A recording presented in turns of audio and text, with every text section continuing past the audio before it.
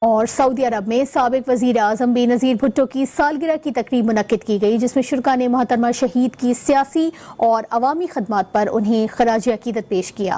ثنا بشیر کی رپورٹ دیکھیے۔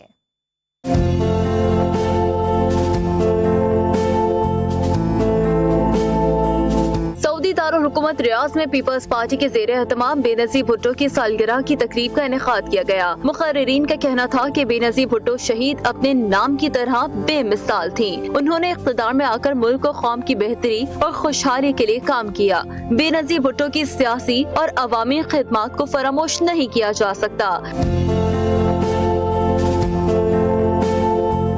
تقریب میں جیانوں نے بے نظیر بھٹو کی سالگرہ کا کیک کاٹا۔